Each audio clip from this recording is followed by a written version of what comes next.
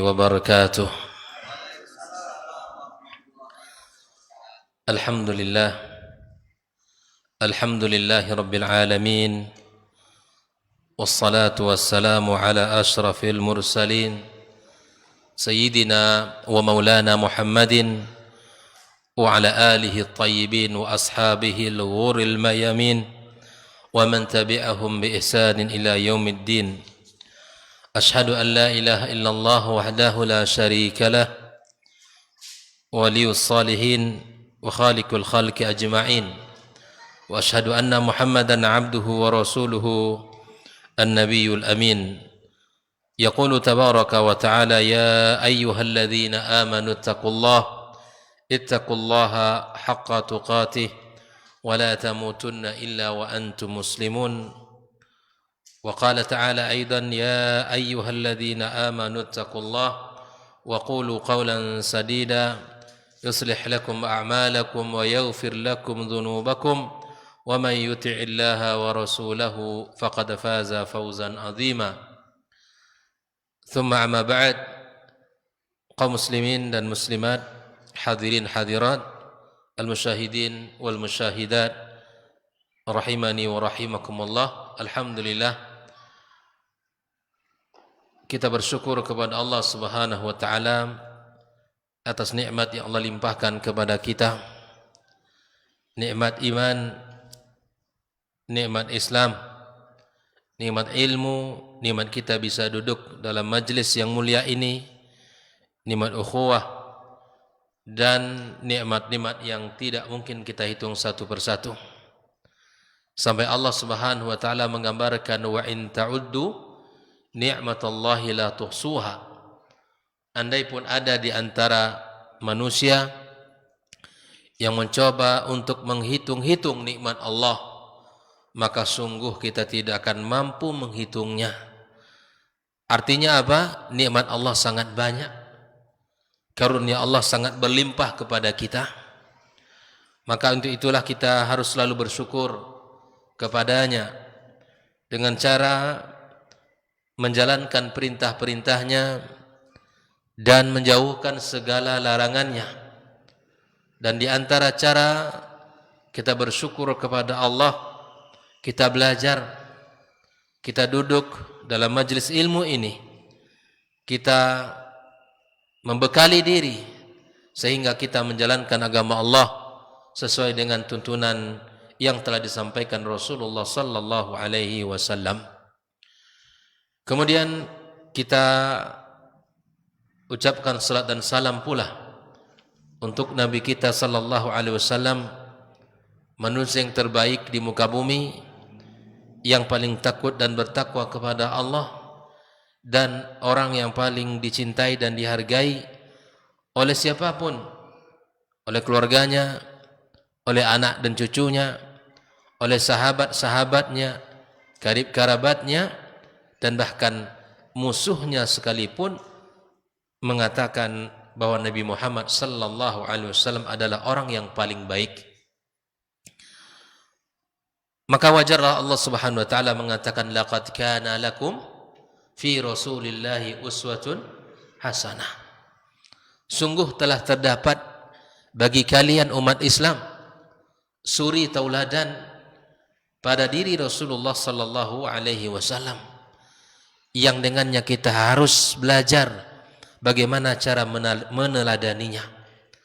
Malam ini kita semuanya berusaha membuktikan bahwa kita mencintai Nabi sallallahu alaihi wasallam dan mencintai para sahabat-sahabatnya. Karena mencintai para sahabat Nabi adalah bagian dari iman. Mempelajari kisah dan kehidupan mereka mendatangkan kebaikan dan keberkahan. Malam ini kembali kita akan mempelajari potret keluarga para sahabat Nabi yang mulia yang telah dijamin masuk surga. Malam ini kita bersama sahabat Nabi yang bernama Abdurrahman ibnu Auf. Abdurrahman ibnu Aufin sahabat yang masyhur, yang sangat dermawan, yang sangat baik hati dan pemurah kepada siapapun.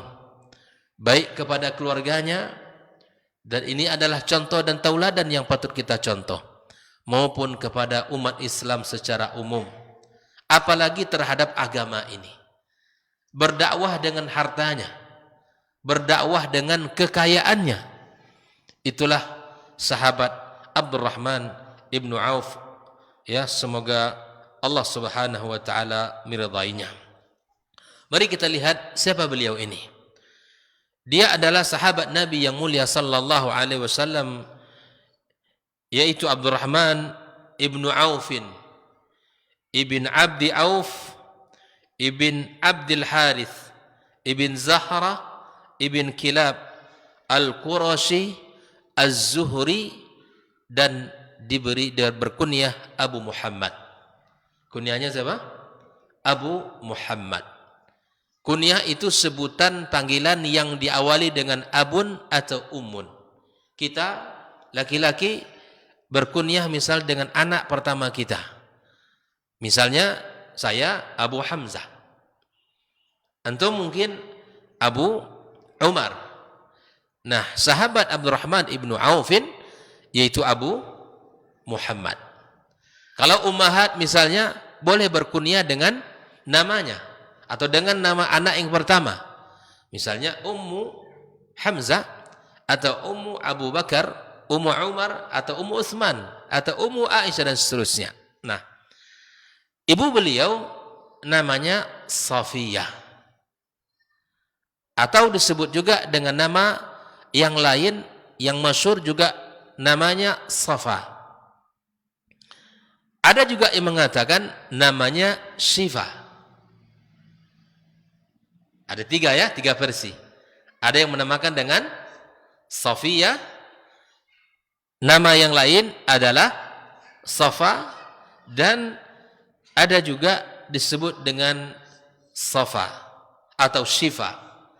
Nah, beliau ini adalah yang membidani kelahiran Nabi kita Muhammad sallallahu alaihi wasallam. Ya, bidannya siapa? Ibunya Abdurrahman ibnu Aufin. Mungkin namanya dengan masyhur dengan Safiyah atau Safa atau Syifa. Ini salah satu tiga nama yang masyhur dengan sebutan, ya, ibu daripada Abdurrahman ibnu Aufin.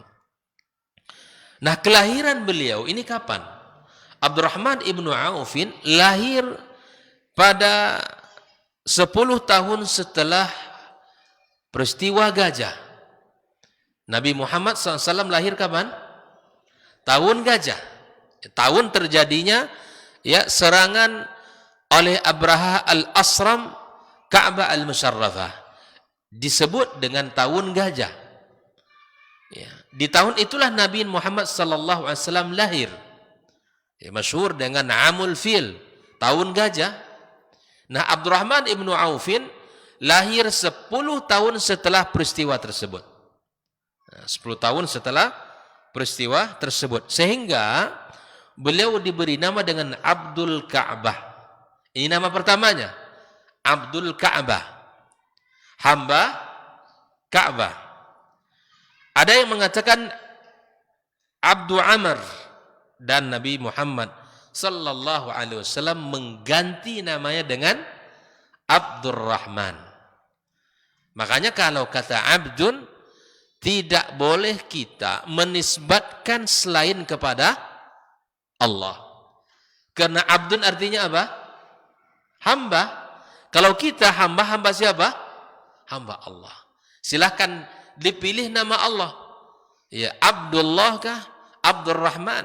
Nah, di dalam penyebutan Abdullah dan Abdurrahman terdapat Nabi sallallahu alaihi wasallam yang mengatakan hal itu. Ahabul asma ilallah Abdullah wa Abdurrahman.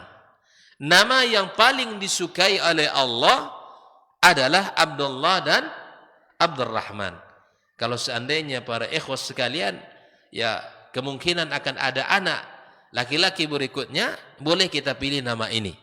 Karena Nabi mengatakan demikian, sebaik-baik nama Abdullah dan Abdurrahman. Nah, kalau tidak pakai nama Abdullah atau Abdurrahman, maka silahkan nama Allah yang lain. Abdul Jabbar, Abdul Razak, ya, dan lain sebagainya. Nah, oleh itu, kalau kita mengawali kata abdun, tidak boleh melainkan kepada Allah. Makanya Abdul Ka'bah artinya apa? Hamba Ka'bah. Boleh apa tidak? Tidak boleh. Ya kan? Abdul Syams, hambanya matahari. Abdul Qamar, ini tidak boleh dipakai nama yang seperti ini. Karena penghambaan itu hanya kepada Allah Subhanahu wa ta'ala. Makanya antum kalau ingin memberi nama, bertanyalah kepada para ustadz atau para masyayikh yang tahu dengan bahasa Arab dan arti. Ini keinginan mengkeren-kerenkan nama gitu kan, ternyata salah. Nah, maka alhamdulillah hari ini pun semangat orang beri nama dengan nama-nama yang disebutkan, baik itu para nabi atau nama-nama para anbiya atau nama-nama para sahabat, sudah geliat ini sudah semakin terlihat, dan ini menunjukkan ya bahwa kita sudah mulai berilmu. Nah, kapan beliau masuk Islam, ikhwafillah? Abdurrahman termasuk kalangan yang masuk Islam lebih awal, termasuk minas sabiqinal awwalin, ya, termasuk dari orang-orang atau sahabat-sahabat yang masuk Islam ya sebelum ada pertemuan di rumah Arqam ibn Abi Arqam, ya, yang dilakukan oleh Nabi kita Muhammad sallallahu alaihi wasallam.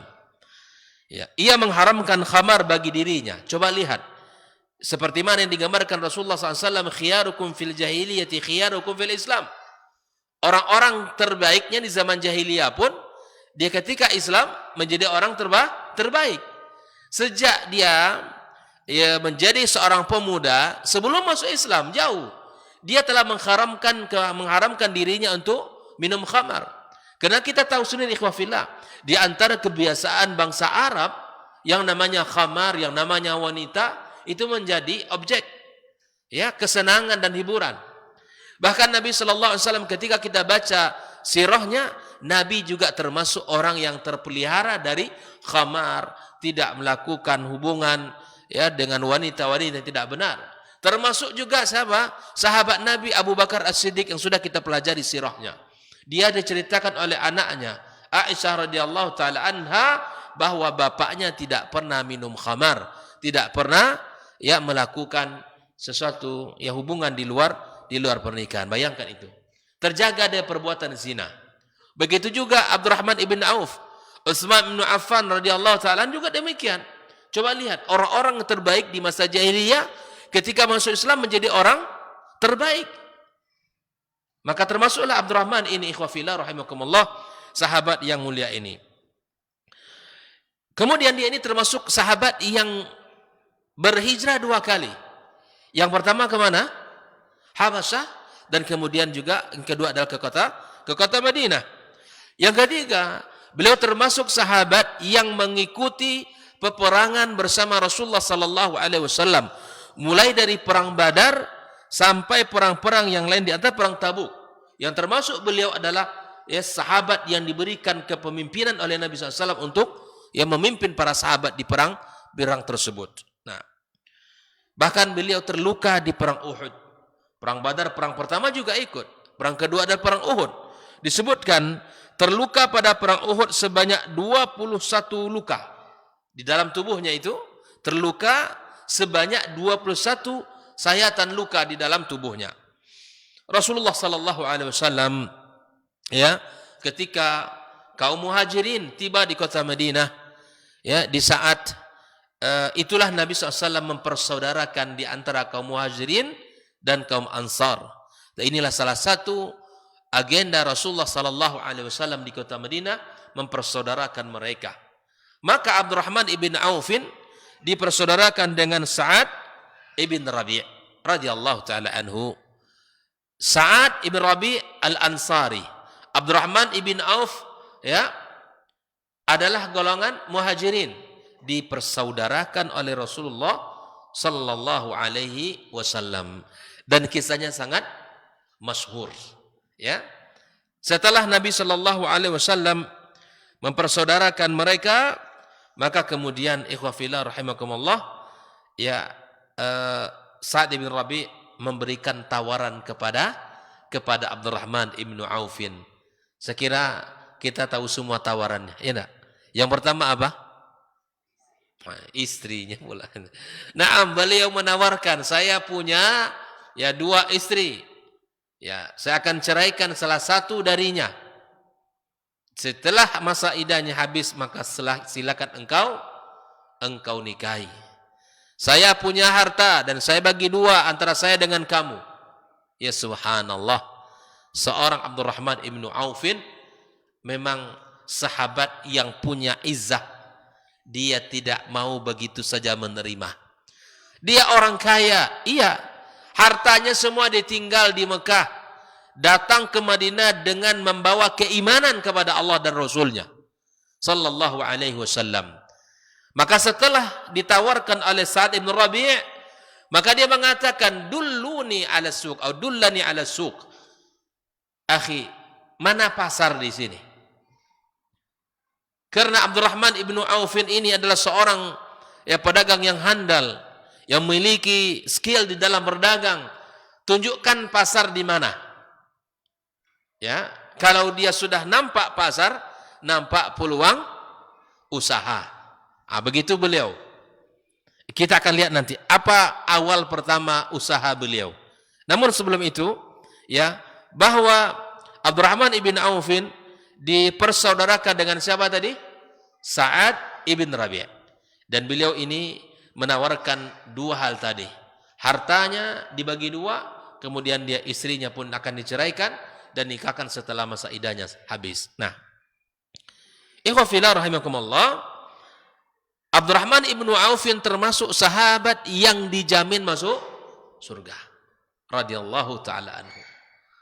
Sebagaimana hadis yang telah kita bacakan diriwayatkan dari Sa'id ibn Zaid. Rasulullah sallallahu alaihi wasallam, Abu Bakrin fil jannah, wa Umar fil jannah, wa Uthman fil jannah, wa Aliun fil jannah, wa Talha fil jannah, wa Zubair fil jannah, wa Abdurrahman ibnu Aufin fil jannah. Semua mereka disebutkan bahwa nama-nama tadi di dalam surga Allah Subhanahu wa taala. Siapa yang menyampaikan? Rasulullah sallallahu alaihi wasallam. Ya, ikhwafillah.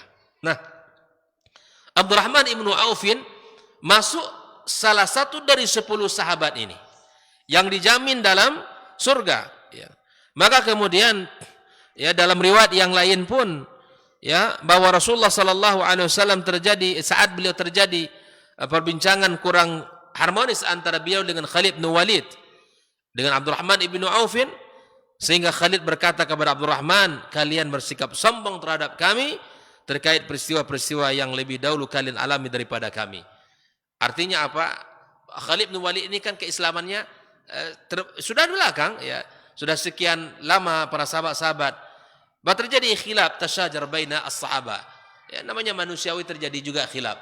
Lalu kemudian sampailah berita itu kepada Rasulullah sallallahu alaihi wasallam sampai Nabi mengatakan, "Fa walladzi nafsi biyadihi, demi jiwaku dalam genggaman Allah azza wa jalla, law anfaqtum mithla Uhudin atau mithla jibali dhahaban ma balagtum a'malahum." Dengarkan ini kepada siapapun yang sering mencela para sahabat, yang menghina para sahabat, yang merendahkan kehormatan mereka, bahkan sampai mengkufurkan para sahabat. Rasulullah sallallahu alaihi wasallam telah mengatakan, demi jiwaku dalam genggamannya, seandainya kalian menginfakkan emas sebesar Uhud, sebesar bukit Uhud, maka kalian tetap tidak mampu menyamai amal-amal mereka. Bayangkan, mereka para as-sabiqin al-awwalin, mereka itu mendapatkan keutamaan yang tidak mungkin kita akan capai.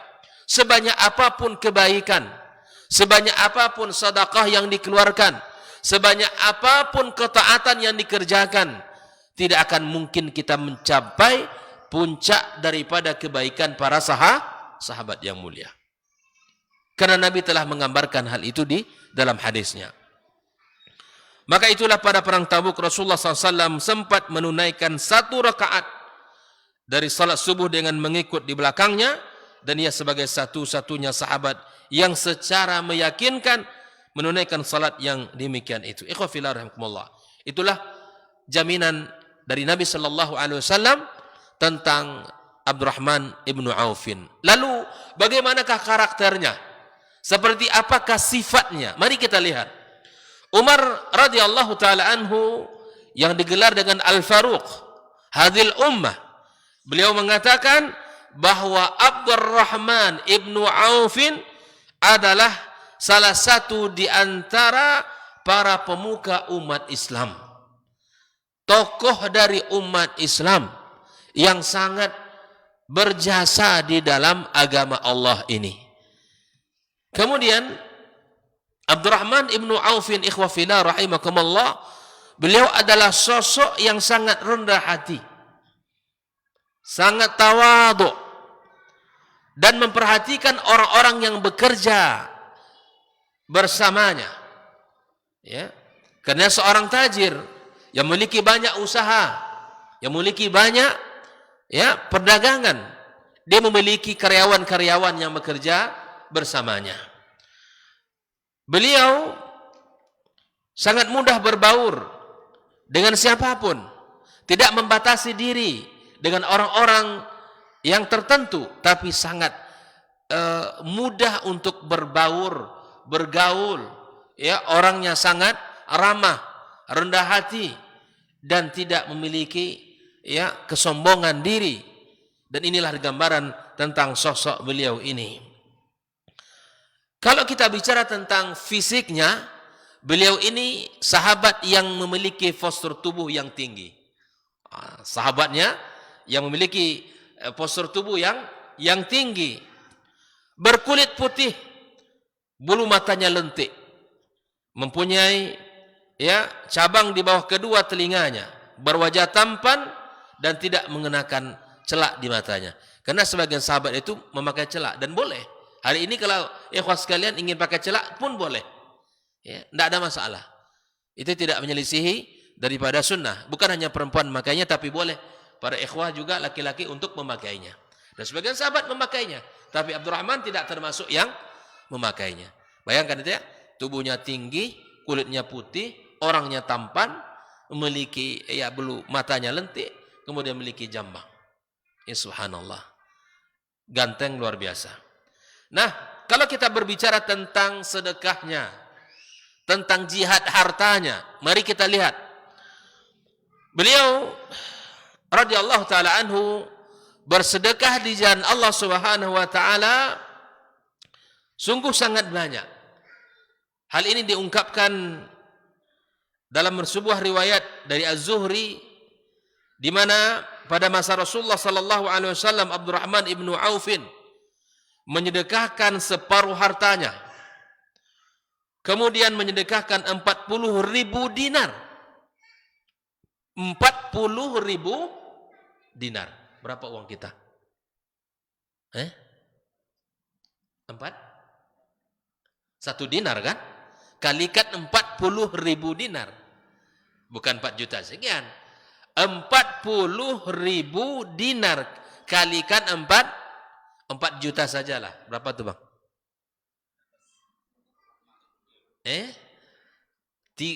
4 juta kali 40.000, bukan 4.000 ya. Kalau 4.000 ya berapa?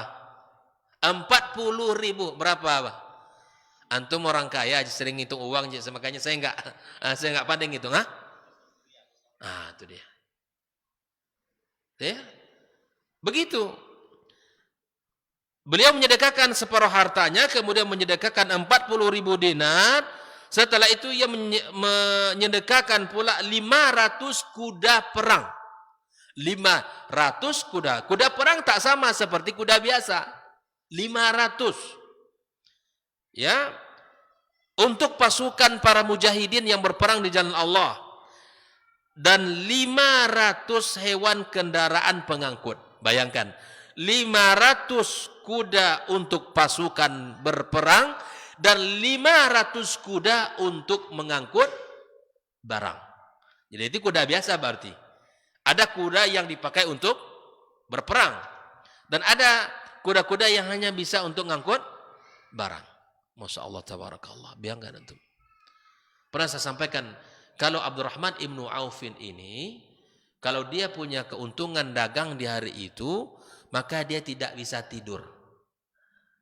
Sampai keuntungan dagang itu keluar dari rekeningnya. Jelas ya? Dia kalau punya untung dagang, dibawa balik ke rumah, risau dia. Sehingga istrinya bertanya, kenapa tidak bisa tidur gelisah seperti ini? Kita punya keuntungan usaha begitu banyak hari ini. Kata istrinya, sudah infakkan di jalan Allah Subhanahu wa taala. Bayangkan itu. Kalau kita semakin beruntung, semakin nyenyak tidur. Kan begitu. Berbeda ya kita ya. Masya Allah, tabarakallah. Ya kan? Nah, kalau dia tidak bisa tidur, karena harus keluar, baru bisa tidur. Begitulah kedermawanannya Abdurrahman ibnu Aufin ini. Sebagian harta beliau ya didapatkan dari perdagangan. Makanya kata Nabi sallallahu alaihi wasallam, 99 pintu kaya itu di dagang. Kalau antum ingin kaya maka berdagang. Berdagang. Jangan kuliah. Kalau kuliah sampai doktor habis uang. Ya kan? Antum mengharapkan kaya, enggak dapat. Kalau ingin kaya, didik anaknya berdagang dengan mendidik mereka menjadi orang yang bertakwa. Karena Nabi mengatakan la ba'sa bil ghina liman ittaqa. Tidak mengapa kalau kalian kaya kata Nabi, tapi syaratnya orangnya harus bertakwa. Umat Muhammad silakan antum berdagang. Ya, kaya antum bela agama Allah, berjuang bersama para ustaz. Ya, berdakwah dengan mereka, gandeng tangan para ustaz di dalam berdakwah kepada Allah. Jangan lepaskan mereka berjalan sendiri. Ini serahkan tanah ke ustaz-ustaz, ini tanah saya 4 hektar. Kalau bisa bangun ya pesantren tahun ini juga. Ustaz disuruh bangun gimana? Iya kan? Jelas. Enggak antum punya surat tanah, Ustaz? Ya, Ustaz, saya punya surat tanah. 4 hektar strategis di tengah kota. Sepertinya cocok untuk lembaga pendidikan, Ustaz. Sekarang ana beri waktu kepada Ustaz sebulan. Untuk apa? Untuk menghitung segala kebutuhan, mulai dari pembangunan masjid, lokal, dan asrama para guru. Itu baru paten. Tapi kalau datang, Ustaz, ini surat tanah saya 5 hektar, tolong bangun pesantren, kalau bisa tahun ini juga. Ustaz mana ada uang? Lihatlah dalam sejarah perjuangan Rasulullah, yang menggandeng Nabi siapa? Para sahabat-sahabat yang kaya, seperti Abdurrahman. Nabi cukup mengatakan bahwa kita akan berjihad, dia dah ngerti itu. Sudah mengerti. Utsman mengerti, Abdurrahman faham. Dan bahkan sahabat-sahabat yang tidak cukup kaya seperti mereka pun ikut serta. Makanya untuk bersedekah tak perlu sampai atau tak perlu menunggu kaya. Berwakaf itu tidak perlu menunggu kaya. Infak sedekah tak perlu menunggu kaya. Karena bisa jadi kita sudah meninggal dunia belum kaya-kaya. Rugi kita. Maka yang ada ini infakkan. Yang kita punya wakafkan. Kalau zakat mal baru harus kaya. Karena syaratnya harta yang tersimpan, baik berupa uang yang telah sampai dengan nisab, ya, haulnya, kemudian nisabnya, maka itu wajib dikeluarkan zakat sebanyak 2,5%. Jelas? Berwakaf dan berinfak bersedekah tidak perlu menunggu kaya. Yang perlu adalah keinginan kita. Karena tidak mesti kita harus berinfak bersedekah dengan harta yang jumlahnya banyak. Berapa kita mampu, berapa kita punya, berikan di jalan Allah. Karena Allah akan melihat keikhlasan kita. Bahkan Allah lipat gandakan ya pahalanya bagi orang-orang yang berikhlas. Ikhlas di dalam berinfak dan sedekahnya. Maka itu Abdurrahman ibnu Aufin termasuk sahabat yang kaya raya dan itu dihasilkan dari perdagangan. Coba tunjuk tangan siapa yang pedagang di sini? Usaha pedagang. Pak Anan tidak nunjuk. Pak Anan itu pedagang itu. Calon orang kaya dia nih insya Allah ya.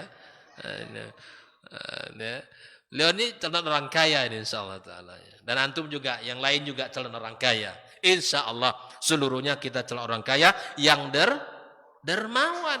Ini kaya, pelit jangan. Ya kan? Dakwah dibiarkan saja. Misalnya Radio Robani nggak hidup bersepekan tanya. Ustaz, kenapa Radio Robani nggak hidup? Kenapa? Mungkin pulsa yang habis gitu kan? Tanya sama Pak Adnan. Ini kenapa Radio Robani nggak ada lagi nih? Senyap-senyap saya sudah seminggu. Mungkin kena petir komputernya. Oh kalau begitu sudah saya yang belikan. Ya begitu seharusnya kita ini. Ya saling mensupport dakwah. Yang kaya berjihad dengan hartanya. Yang berilmu memberikan ilmunya. Insya Allah dakwah kita jalan. Ya kan? Maka itu tirulah Abdurrahman ibnu Aufin di dalam ya menggunakan hartanya. Seorang pedagang yang dermawan yang berjihad dengan hartanya. Ja'far ibn Barqan mengatakan, aku diberitahu bahwa Abdurrahman ibn Auf memerdekakan 30.000 budak yang dimerdekakan beliau. Diriwayatkan pula dari Talha ibn Abdullah ibn Auf yang menuturkan penduduk Madinah mendapatkan pemenuhan kebutuhan dari Abdurrahman ibnu Auf. Ya, lantaran sepertiga dari mereka itu mendapatkan pinjaman darinya. Sepertiga penduduk kota Madinah minjam kepada siapa? Abdurrahman ibnu Auf. Sepertiga yang lain mendapatkan pelunasan hutang. Ya Allah. Jadi Abdurrahman ibnu Aufin berjihad dengan hartanya. Sepertiganya meminjam, sepertiganya lagi dilunasi hutangnya, dimaafkan sudah. Dan sepertiga lagi mendapatkan santunan darinya. Ya Rabb. Ya, begitulah Abdurrahman ibnu Aufin. Mintalah ya kepada Allah, ya Allah kayakan saya seperti Abdurrahman ibnu Aufin. Orang-orang di negeri ini saya akan bantu mereka. Ya, anak-anak yang tidak sekolah karena tidak bisa bayar SPP, saya yang bayarkan SPP-nya. Dakwah sunnah yang di sini saya yang mengcover seluruh kebutuhannya. Begitu. Mari kita luruskan niat kita dan kita mohon kepada Allah agar Allah jadikan kita termasuk orang-orang yang berjihad di dalam hartanya. Nah, Abdurrahman ibnu Auf, beliau ini termasuk sahabat yang usianya panjang. Beliau meninggal pada umur 72 tahun. Meninggal pada 31 Hijriah. Dalam riwayatnya lain meninggal pada tahun 32 Hijriah. Nah, ikhwafillah rahimakumullah, wafatnya Abdurrahman ibnu Aufin mendapatkan perlakuan khusus dari ibunda kita Ummul Mukminin Aisyah. Setelah ya beliau memberikan tawaran kepadanya untuk dimakamkan di area pemakaman Rasulullah sallallahu alaihi wasallam. Di mana Nabi dimakamkan? Di kamarnya Aisyah. Kemudian setelah Nabi siapa sahabat? Abu Bakar dan Umar. Aisyah menawarkan kalau Abdurrahman mau dikuburkan di samping Umar bin Khattab radhiyallahu taala. Tapi beliau seorang sahabat yang tawadhu. Dia mengira tak pantas dirinya untuk dikuburkan dekat dengan Nabi sallallahu alaihi wasallam. Perjuangannya bukan sederhana dalam Islam. Harta yang Allah berikan kepadanya, dia keluarkan di jalan Allah kembali. Dia tahu fungsi harta itu. Dia bukan hanya untuk makan, bukan hanya untuk kemewahan diri sendiri, tidak. Tapi harta dia gunakan untuk Islam, perjuangan dakwah Rasulullah sallallahu alaihi wasallam. Akhirnya apa? Ketika beliau wafat, karena dia tidak mau menerima tawaran ibunda kita Aisyah, beliau dimakamkan di Baqi Al-Gharqad. Kalau kita ke Madinah, ya, kemudian kita akan berziarah di kuburan Baqi Al-Gharqad insyaallah. Perkuburan ya dari sahabat-sahabat Rasulullah dari zaman Nabi Muhammad sampai hari ini. Bayangkan ya.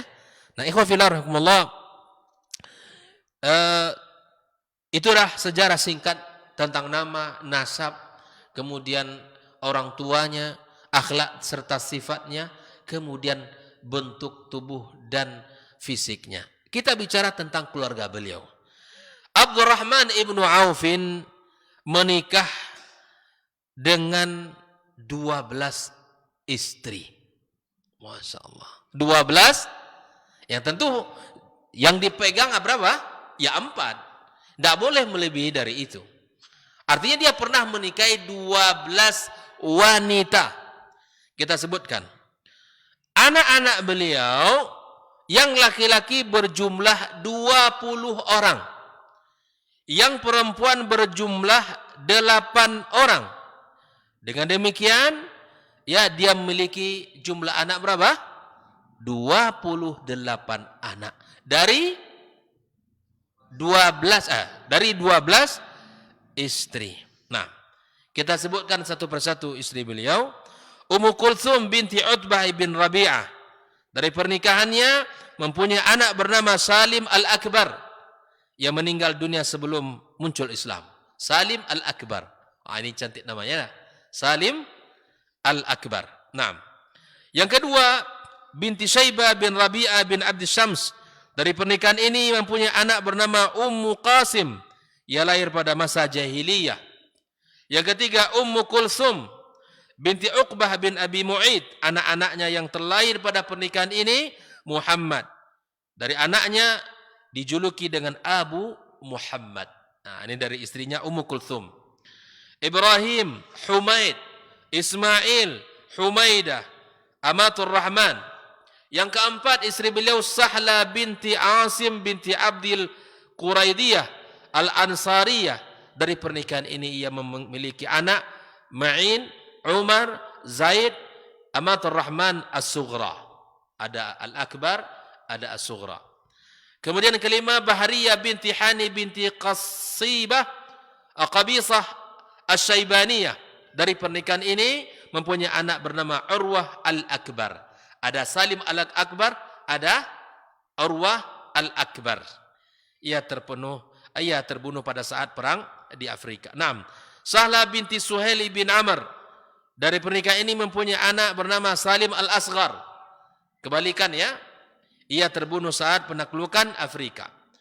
Ummu Hakim binti Qariz bin Khalid. Anaknya dari pernikahan ini bernama Abu Bakar.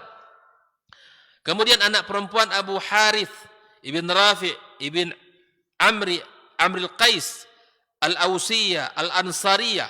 Dari pernikahan ini dia punya anak bernama Abdullah ibn Abdul Rahman. Ia terbunuh pada saat penaklukan Afrika. Tamadir binti Asghar ibn Amr Al-Kilabiyah. Wanita pertama dari Bani Kilab yang dinikahi oleh orang Quraisy. Dari pernikahan ia mempunyai anak bernama Abu Salamah, yakni Abdullah Al-Asghar. Yang ke-10 Asma binti Salamah binti Makhrabah ibn Jandal. Dari pernikahan ini punya anak bernama Abdurrahman. Kemudian Majid binti Yazid ibn Salamah. Dari pernikahan ini terlahir seorang anak namanya Suhail. Kemudian yakni Abu Abiyad. Kemudian ke-12 Badiyah binti Ghailan ibn Salamah ibn Mat'ab Al-Thaqafi. Dari pernikahan ini dikurani anak yang bernama Juwairiyah. Subhanallah. Inilah istri dan anak-anak beliau ya yang mudah-mudahan Allah Subhanahu wa taala ya berkahi keluarganya dan Allah jadikan mereka orang-orang yang ya mendapatkan kemuliaan di sisi Allah Subhanahu wa taala. Ikhwafillah.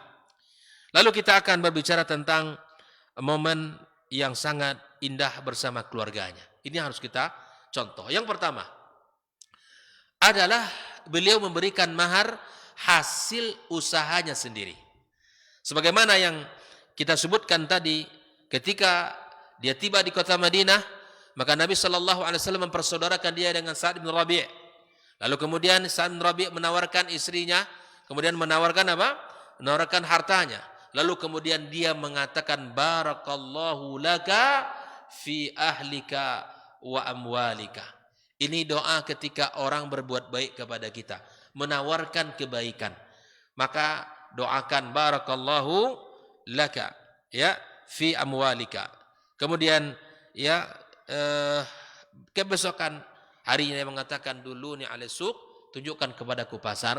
Lalu Abdurrahman pergi ke pasar Bani Qainuqa membawa keju dan mentega. Jadi keju dan mentega. Setiap pagi ia berangkat ke pasar.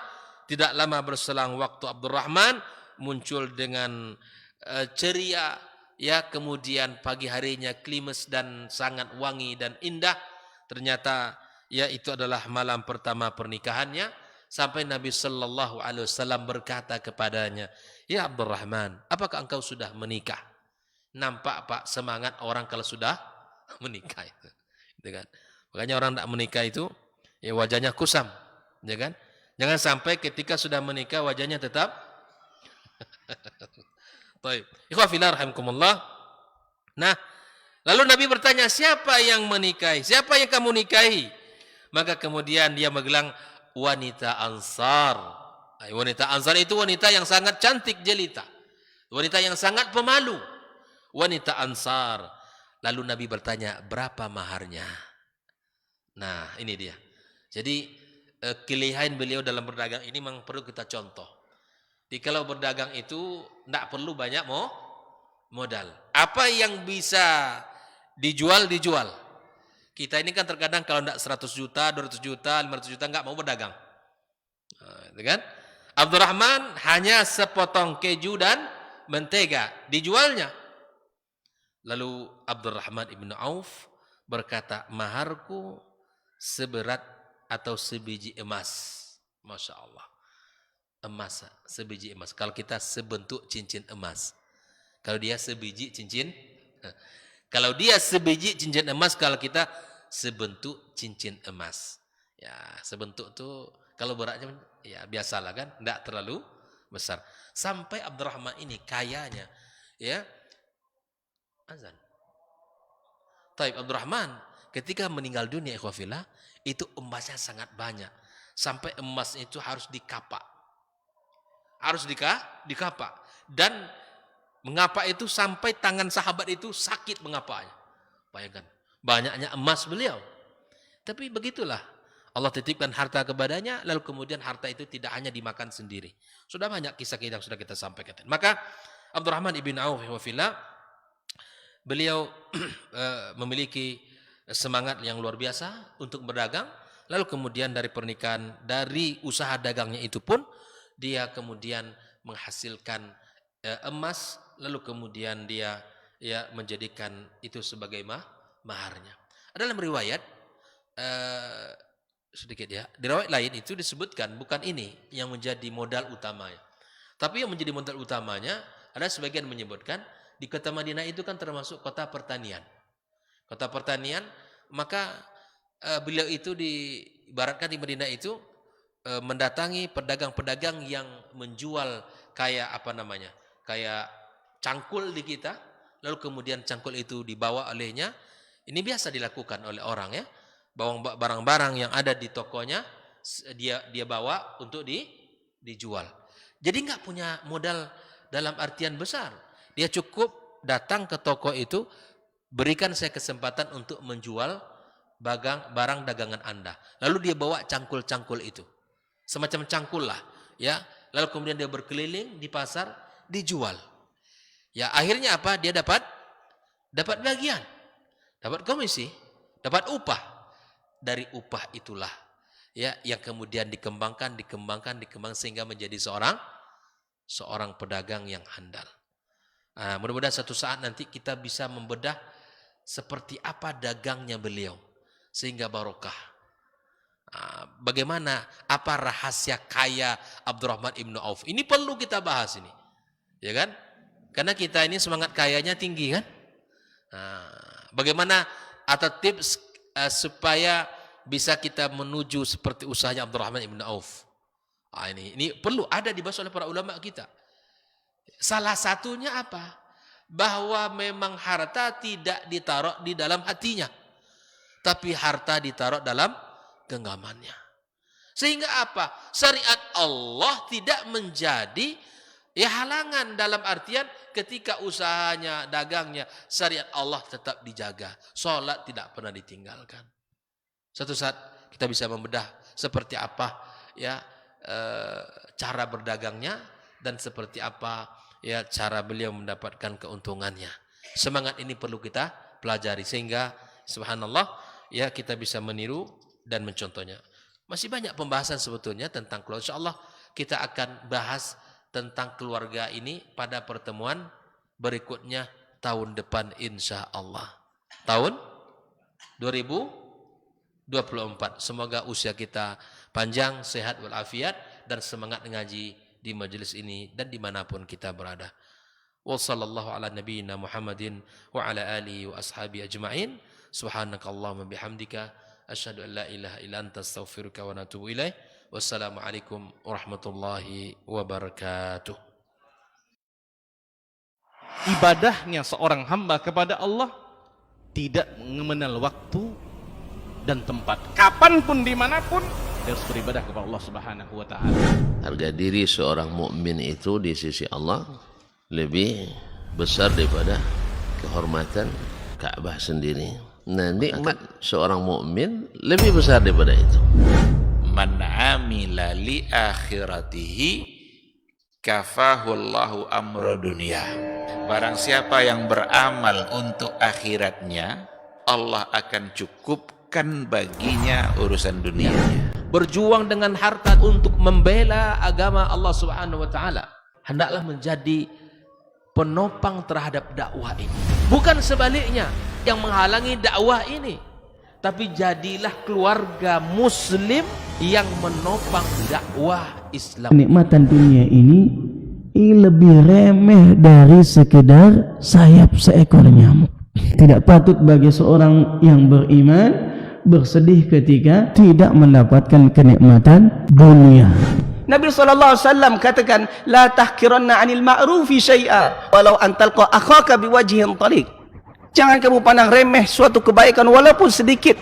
Apa sedikitnya? An talqa akhaka biwajhin taliq, muka senyum kepada saudaramu.